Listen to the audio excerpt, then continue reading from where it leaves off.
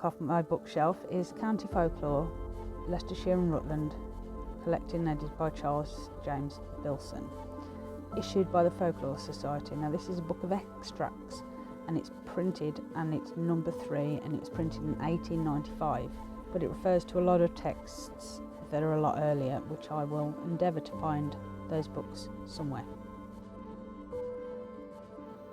But for now, get yourself a cuppa, sit back and enjoy today's episode. Welcome to this episode. This is about Goblindom.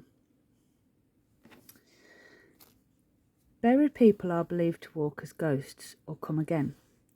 As the phrase is, "Master, master, they Mr. Thorold, I the churchyard. Why, my boy, Mr. Thorold's been dead and buried this fortnight or more.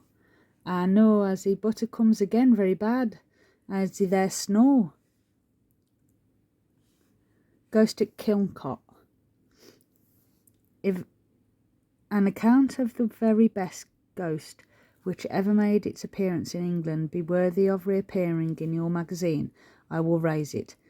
It appeared for several years, but very seldom, only in the church porch at Kilncott in Leicestershire, and was discovered by a lady now living, and then the rector's wife. Note, it was not a ghost that would appear ad libitum. Sometimes it did not appear for 4 years. The lady determined to approach it, and the nearer she advanced, the more confident that she was that the substance or shade of human figure was before her. The mansion, house or coats. Traditional talks of its haunting cellars.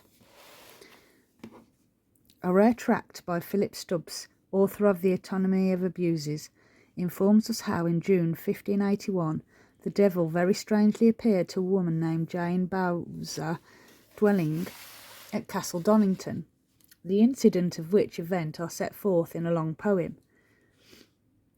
The Bloody Tomb at Hinckley. Children and strangers used to be taken in April to see the bloody tears on the inscription on this tomb, that of Richard Smith, died April the 12th, 1727, and it appeared as if every letter had gouts of blood, which were not there before, and which in course of time disappeared. People were told how this young man had been killed by a recruiting sergeant in Duckpuddle for some light jest, and yearly the stone cried for vengeance. This appearance caused by washing down of fribble bits of red sandstone in the wall. Apparition. Also this same year, there was a voice crying cringe in the here betwixt Leicester and Bamber, Upper Dunmouth, and the divers other places, heard a long time scringe, bows, which was heard of mean, and some mean saw that they cried too was a hell's main, and many other divern tokens have been squared in England this year for amadinge of men's levinge. Haunted houses. House near Eastgate's haunted by the ghost of Mr. Smalley, who died 1727. The ghost was finally laid by the vicar of St. Martin. 2 houses at St. Martin's churchyard about 1800. The one of these, the bells used to ring without visible or traceable cause. House in Friar Lane about 1820. Invisible person walked about with heavy shoes. Origin never detected. House in Sanvigate about 1860. Leicester Chronicle, 28th of November and the 5th of December 1874. Goblindom at Hinckley.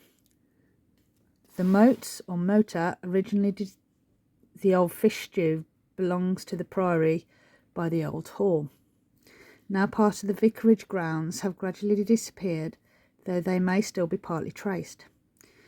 In a conversation with our much respected and venerable ex-sexton, old Tom Paul, 86 years old, he remembered the old mots well.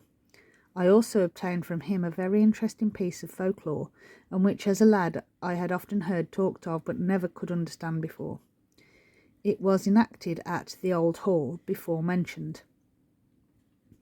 He said he had often heard his mother, who lived in a great age, relate how a child had been flogged to death there, and she remembered hearing its cries, having resided near or adjoining to the churchyard at the time, and this poor child's spirit haunted the place.